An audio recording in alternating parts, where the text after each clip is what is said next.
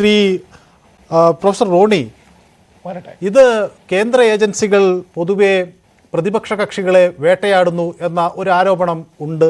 പക്ഷേ ഇതിനപ്പുറത്തേക്ക് നികുതി അടയ്ക്കുക എന്നൊരു ഉത്തരവാദിത്വം അല്ലെങ്കിൽ നികുതി കണക്കുകൾ കൊടുക്കുക എന്നൊരു ഉത്തരവാദിത്വം ഏതൊരു പൗരനുള്ള പോലെ തന്നെ രാഷ്ട്രീയ പ്രസ്ഥാനങ്ങൾക്കുമുണ്ട്. അവർക്ക് നികുതി ഇളവുകളുണ്ട്, പക്ഷേ അതിന് കൃത്യമായ കാര്യങ്ങൾ നൽകണം.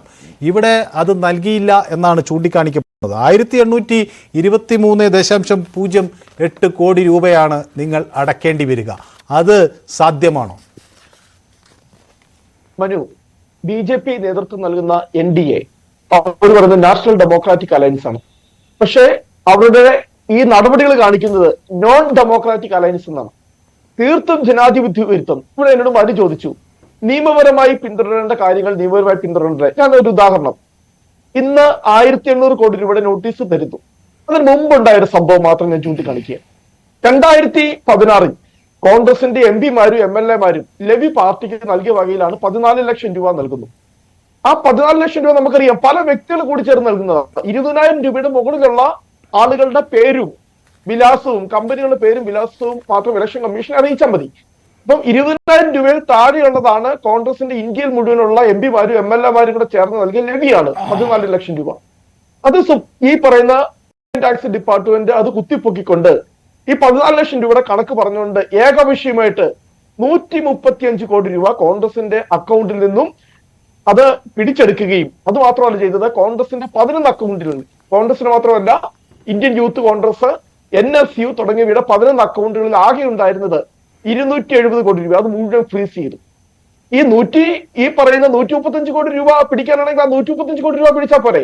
അതിനുപോലെ എന്ത് ചെയ്തു, ആ അക്കൗണ്ടിൽ നിന്നുള്ള മുഴുവൻ പണവും ഫ്രീസ് ചെയ്തു. അതെന്താ, കോൺഗ്രസ് ചലിക്കാൻ പാടില്ല.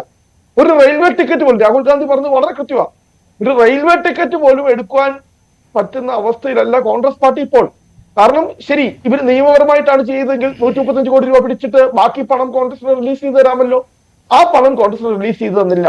ഇപ്പോഴിതാ വന്നിരിക്കുന്ന ഈ 1800 കോടി രൂപയുടെ കഴിഞ്ഞ 8 വർഷത്തെ ഈ ഇൻകം ടാക്സിന്റെ മുഴുവൻ ഡോക്യുമെന്റ്സും കുത്തിപ്പൊക്കിക്കൊണ്ട് നമുക്കറിയാം, മനുവിന് ഉൾപ്പെടെ അറിയാം, IT നിയമത്തിന്റെ സെക്ഷൻ 13 അനുസരിച്ച് ഇന്ത്യയിലെ രാഷ്ട്രീയ പാർട്ടികൾക്ക് മുഴുവൻ അവർക്ക് കിട്ടുന്ന വരുമാനം എന്ന് പറയുന്നത് അവരുടെ സംഭാവനകൾ, വരുമാനമല്ല അവർക്ക് കിട്ടുന്ന, കാരണം പ്രവർത്തിക്കുവാൻ ആവശ്യമായ സംഭാവനകളിലൂടെയാണ് പാർട്ടികൾ പ്രവർത്തിക്കുന്നത്. നമുക്കറിയാം, ഒരു തെരഞ്ഞെടുപ്പ് വരുമ്പോൾ മീഡിയ വഴി അഡ്വർടൈസ്മെന്റ് ചെയ്യണം. കാരണം ഇന്ത്യയിലെമ്പാടും കോൺഗ്രസ് എന്ന് പറയുന്നത് ഒരു ദേശീയ പാർട്ടിയാണ്, ഒരു പ്രാദേശിക പാർട്ടിയല്ല. ഇന്ത്യയിലുള്ള മുഴുവൻ സംസ്ഥാനങ്ങളിലെയും പ്രാദേശിക ചാനലുകൾ ഉൾപ്പെടെ പ്രാദേശിക പത്രങ്ങൾ ഉൾപ്പെടെ മുഴുവൻ അഡ്വർടൈസ്മെന്റ് നടത്തണം. നേതാക്കന്മാർക്ക് ഇന്ത്യ മുഴുവൻ, സ്റ്റാർ ക്യാമ്പയിനേഴ്സിന് പ്രിയങ്ക ഗാന്ധിയും രാഹുൽ ഗാന്ധിയും മല്ലികാർജ്ജുൻ ഖാർഗെയും ഉൾപ്പെടെയുള്ള നേതാക്കൾക്ക് ഇന്ത്യ മുഴുവൻ യാത്ര ചെയ്യണം.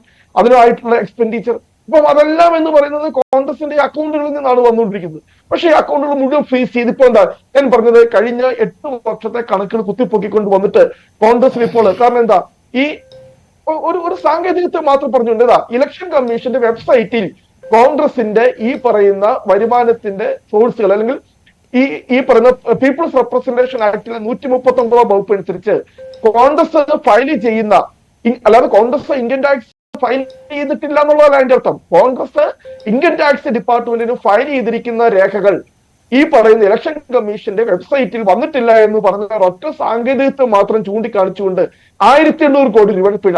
ഞാനിവിടെ വളരെ കൃത്യമായി പ്രിയപ്പെട്ട ശ്രീ മനു ഞാൻ ചൂണ്ടിക്കാണിക്കട്ടെ. BJPയുടെ അക്കൗണ്ടുകൾ പരിശോധിക്കുക, ഇലക്ഷൻ കമ്മീഷന്റെ സൈറ്റിലുണ്ട് BJPയുടെ വളരെ കൃത്യമായി തന്നെ. പിന്നെ അങ്ങേക്ക് ഇപ്പോൾ വേണമെങ്കിൽ ഇവിടെ നിന്ന് പരിശോധിക്കാം. കഴിഞ്ഞ 8 വർഷമായി BJP അവിടെ നൽകിയിരിക്കുന്ന, ഇലക്ഷൻ കമ്മീഷൻ നൽകിയിരിക്കുന്ന കണക്കുകൾ, അതിനകത്ത് പേരുകളില്ലാത്ത കണക്കുകളുണ്ട്, അഡ്രസ്സുകളില്ലാത്ത കണക്കുകളുണ്ട്, അഡ്രസ്സും ഇല്ലാത്ത കണക്കുണ്ട്. കൃത്യമായി ഞാൻ പറയാം, ഇപ്പൊ ഏറ്റവും ലേറ്റ് 2021-22 വർഷത്തിൽ BJPയുടേതായി ഇലക്ഷൻ കമ്മീഷൻ അവരുടെ സൈറ്റിൽ പ്രസിദ്ധീകരിച്ചിരിക്കുന്ന കണക്കുകളിൽ പേരുകളില്ലാത്ത 253 അക്കൗണ്ടുകൾ 2.5 കോടി രൂപ, അഡ്രസ് ഇല്ലാത്ത 126 അക്കൗണ്ടുകൾ 1.5 കോടി രൂപ. അങ്ങനെ കഴിഞ്ഞ 8 വർഷത്തെ BJPയുടെ മുഴുവൻ കണക്കുകൾ പരിശോധിച്ചാൽ 4617 കോടി രൂപ BJPക്ക് പെനാൽറ്റി അടക്കുവാനായിട്ട് ഈ പറയുന്ന IT ഡിപ്പാർട്ട്മെന്റ് നോട്ടീസ് നൽകണം. പക്ഷേ ഇവിടെ BJPയുടെ എതിരെ ഏതെങ്കിലും ഒരു നോട്ടീസ് ഈ പറയുന്ന IT, നമുക്ക് ഞാൻ മനോരി കാര്യം വെച്ചിട്ടെ, ഇനി കോൺഗ്രസിന്റെ ഭാഗത്ത് വീഴ്ച ഉണ്ടെങ്കിൽ കോൺഗ്രസിന് ഒരു നോട്ടീസ് വഹിക്കുവാനുള്ള ഒരു നടപടികൾ ഇൻകം ടാക്സ് സ്വീകരിക്കണം. നമുക്കറിയാമല്ലോ, ഇൻകം ടാക്സ് നൽകുന്ന ഒരു നടപടിയുടെ മുകളിൽ ഇൻകം ടാക്സ് അപ്ലൈറ്റ് ബോർഡുകളുണ്ട്. നമുക്കറിയാം, ഈ വീണ വിജയനുമായൊക്കെ ബന്ധപ്പെട്ട കേസുകൾ, എക്സാലോജിക്കുമായി ബന്ധപ്പെട്ട കേസുകൾ അവസാനം വരുന്നത് ഈ പറയുന്ന ഇൻകം ടാക്സ് ഇന്ത്യൻ സെറ്റിൽമെന്റ് ബോഡിയിലേക്കാണ്.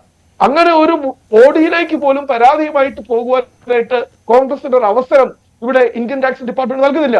പലരും വളർത്തിക്കൊണ്ടിരിക്കുക നമ്മുടെ നാട്ടിലെ മുഴുവൻ നാഷണലൈസ്ഡ് ബാങ്കുകളായിക്കോട്ടെ അല്ലെങ്കിൽ കോഓപ്പറേറ്റീവ് ബാങ്കുകളായിക്കോട്ടെ ഒരു വീഴ്ച വന്നെങ്കിൽ അല്ലെങ്കിൽ ഈ പറയുന്ന കൃത്യമായ കണക്കുകൾ അല്ലെങ്കിൽ നമുക്ക് ഈ തിരിച്ചടവില് വീഴ്ച വന്നാൽ ഒരു വൺ ടൈം സെറ്റിൽമെന്റ് ഉണ്ട്.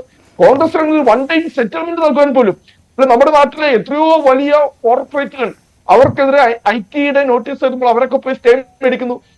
കോൺഗ്രസിന് അനുകൂലമായ ഒരു സ്റ്റേ കിട്ടരുത് എന്ന് കോടതികൾ വഴി പോലും ഈ IT ഡിപ്പാർട്ട്മെന്റ് ഉറപ്പാക്കിക്കൊണ്ട് ഞാൻ കൃത്യമായി പറയട്ടെ, ഇവിടെ ഒരു സെറ്റിൽമെന്റിനുള്ള ഒരു സ്പേസ് പോലും കോൺഗ്രസിന് നൽകാതെ, അതാണ് ആ ചോദ്യം നമുക്ക് ഒരുപക്ഷെ അഡ്വക്കേറ്റ് ജയസൂര്യന് അതിനെ സംബന്ധിച്ച് മറുപടി നൽകാനുണ്ടാകും.